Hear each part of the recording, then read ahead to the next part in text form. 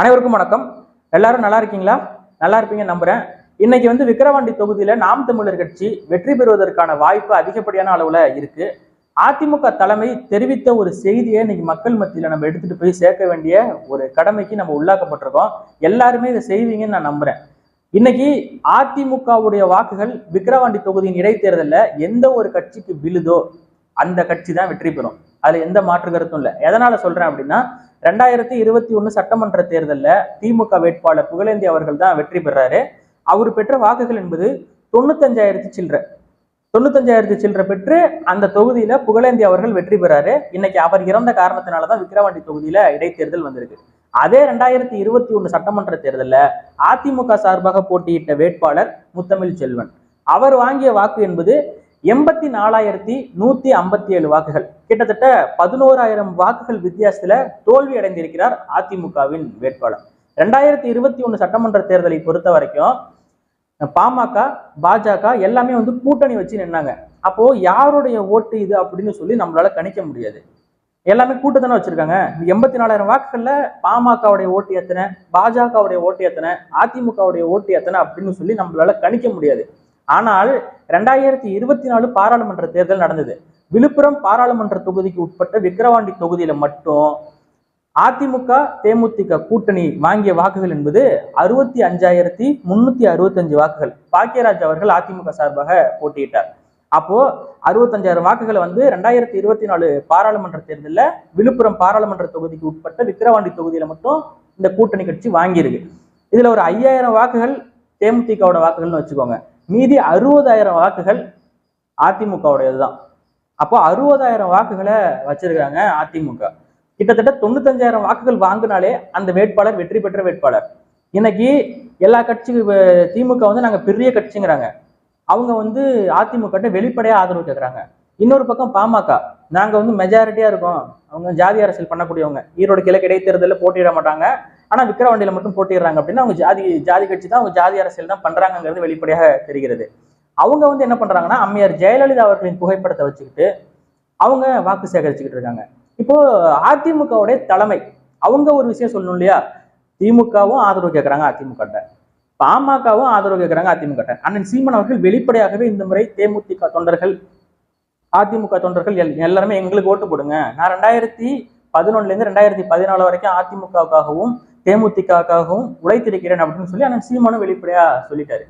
இப்போ அதிமுகவுடைய தலைமை யாருக்கு ஆதரவு அப்படிங்கறதுதான் கேள்வி. மக்கள் தலைவர் எம்ஜிஆர் அவர்கள் திராவிட முன்னேற்ற கழகத்திலே அவர் பொருளாளராக இருந்தவர். 2 முறை பரங்கமேலை தொகுதியிலே நின்று உதயசூரியலில் வென்றவர் அவர்.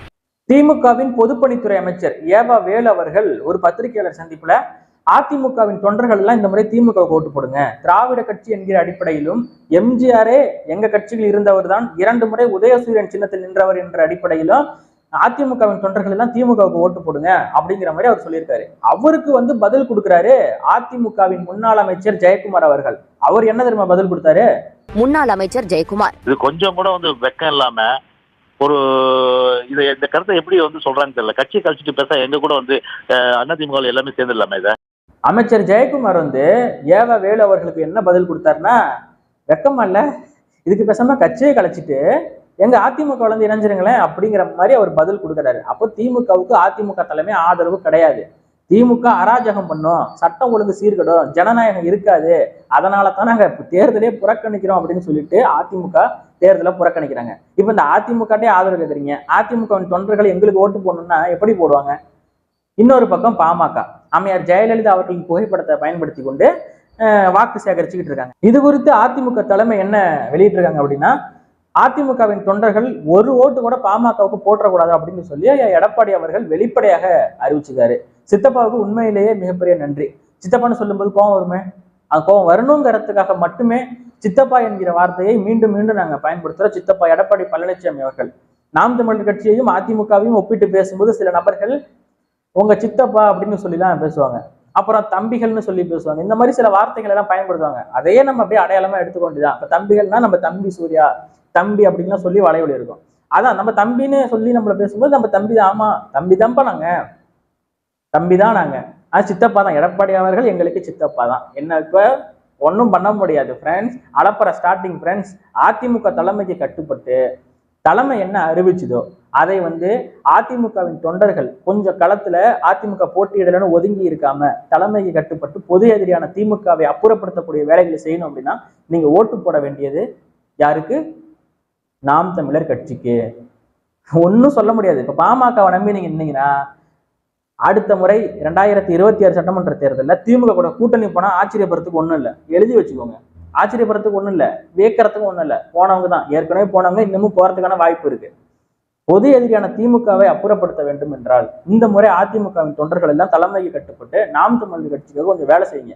60,000 வாக்குகளை வச்சிருக்கீங்க, அதிகாரப்பூர்வமா சொல்றேன்.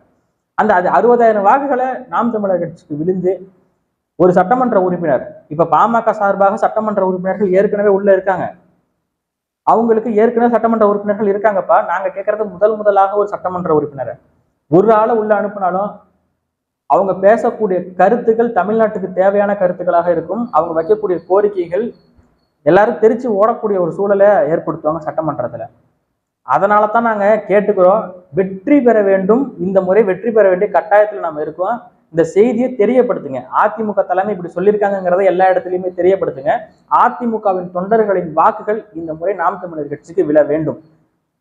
திமுக சொல்றாங்க, திமுகவுடைய தலைமைகள் என்ன சொல்றாங்கன்னா, இந்த முறை விக்கிரவாண்டி தொகுதியில அதிமுகவை எதிர்த்து நம்ம பிரச்சாரம் பண்ண வேண்டாம், அதிமுகவின் தொண்டர்கள் நமக்கு ஓட்டு போட மாட்டாங்க, பாமகவை மட்டுமே எதிர்த்து பிரச்சாரம் பண்ணுங்க அப்படிங்கிற மாதிரி சொல்றாங்க. அப்ப இதுக்கு பேர் தான் நாடக அரசியல். இந்த நாடக கும்பலுக்கு நீங்க மீண்டும் வாக்கு செலுத்தி அதிகாரத்தை தொடர்ச்சியா அவங்க கையிலேயே கொடுத்துக்கிட்டு இருக்காதீங்க. ரொம்ப ரொம்ப டேஞ்சர். இந்த கள்ளக்குறிச்சி விஷயத்தையாவது மண்டையில வச்சுக்கிட்டு கொஞ்சமாவது சிந்திச்சு செயல்படுங்க. அதிமுகவின் தொண்டர்கள் தான் நான் தான் சொல்லிக்கிறேன். நாம் தமிழர் கட்சிக்கு விழ வேண்டிய வாக்குகள் என்பது அந்த தொகுதியில அப்படியே இருக்கும். அது விழப்போகுது, அது ஒன்றும் பிரச்சனை இல்லை. அது கண்டிப்பா நாம் தமிழர் கட்சிக்கு விழும். அப்புறம் இன்னொரு முக்கியமான விஷயம், வன்னியர் சமூகத்துக்கு 10.5% இடஒதுக்கீடு ஐயா எடப்பாடி அவர்கள் தான் கொடுத்தாரு.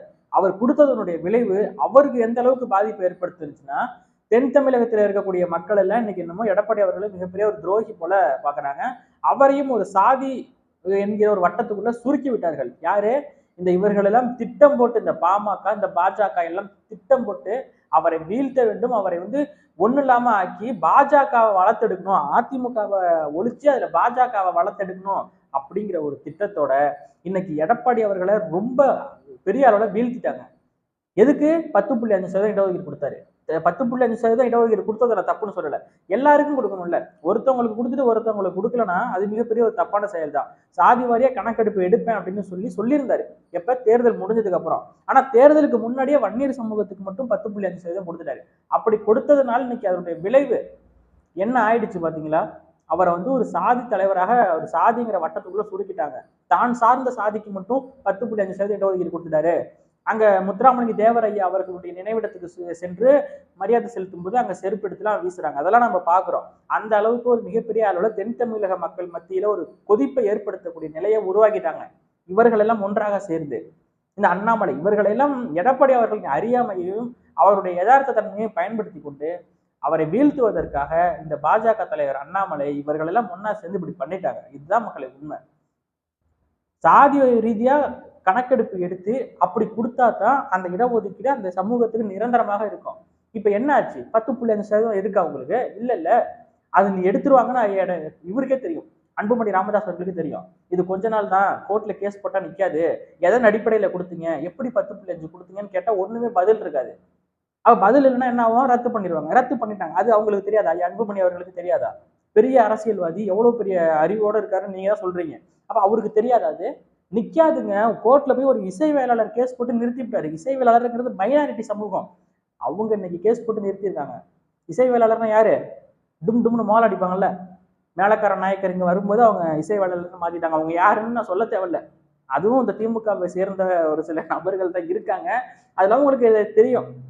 இன்னும் சொல்ல போனா வன்னியர் சங்க தலைவர் காடுவெட்டி குரு அவர்கள், மறைந்த காடுவெட்டி குரு அவர்கள் வெளிப்படையாகவே பேசியிருக்காரு. இந்த இசைவேளாளர் சமூகம்லாம் யாரு அப்படின்னு சொல்லி பேசியிருக்காரு. அதெல்லாம் போய் பாருங்க. நான் வந்து எதையுமே நியாயப்படுத்தவோ உங்களுக்கு ஒரு இது சொல்லவோ வரல. சொல்ல வேண்டியது எங்களோட கடமை. சரி எது தவறு எதுன்னு முடிவெடுக்க வேண்டியது ஒவ்வொரு தனிநபரும் தான். சரியானதை முடிவெடுங்க. சாதி பார்த்து முடிவெடுக்காதீங்க, மதத்தை பார்த்து முடிவெடுக்காதீங்க. சரி எது தவறு எது, இங்க என்ன யதார்த்த உண்மை இருக்கு, களத்துல என்ன நடந்துகிட்டு இருக்கு, அதை பார்த்து முடிவெடுத்து சரியான நபருக்கு வாக்கு செலுத்துங்க. வாக்கு செலுத்துறது மட்டும் இல்லாம இன்னைக்கு இருக்கக்கூடிய இளைஞர்கள் எல்லாம் கொஞ்சமாவது கருத்துக்களை தெரிவிங்க. உங்களால முடிஞ்ச ஒரு 4 பேத்துக்கு உங்களால ஒரு 4 ஓட்டை மாற்ற முடியாதா, ஒரு 10 ஓட்டை மாற்ற முடியாதா? ஒரு ஓட்டா இருந்தாலும் ஒரு நபர் ஒரு ஓட்டை மாத்திருந்தா 2021 சட்டமன்ற தேர்தலில் நாம் தமிழர் கட்சி 31 லட்சம் 62ஆ மாறி இருக்குமே. ஒரு ஆள் ஒரு ஓட்டை மாத்துங்க, அதுதான் நம்ம கேட்டுக்கிறோம். எல்லார் கையிலயும் போன் இருக்கு, போன் இல்லாத நபர்கள் நீ கிடையாது. யூடியூப் சேனலுக்கு இன்வெஸ்ட்மெண்ட் தேவையில்லை, யாரு வேணாலும் வீடியோ போடலாம், நாகரிகமா பேசலாம். 10 பேர் பார்த்தாலும் வீடியோ போடுங்க, தப்பே கிடையாது. பார்வையாளர்கள் எனக்கு வியூஸ் அதிகமா பண்ணதான் நான் வீடியோ போடுவேன் அப்படிலாம் கிடையாது. பார்வையாளர்கள் கம்மியாக இருந்தாலும் சப்ஸ்கிரைபர் இல்லைனாலும் வீடியோ போடுங்க. என்னைக்காவது ஒரு நாள் உங்களுக்கும் சப்ஸ்கிரைபர் வரும், உங்களுக்கும் பார்வையாளர்கள் நிறைய பேர் வருவாங்க. அதனாலதான் சொல்லிக்கிறேன், எல்லாருமே இளைஞர்கள் இன்னைக்கு சமூக வலைதளங்கள் வாயிலாக கருத்தை தெரிவிங்க. நன்றி, வணக்கம்.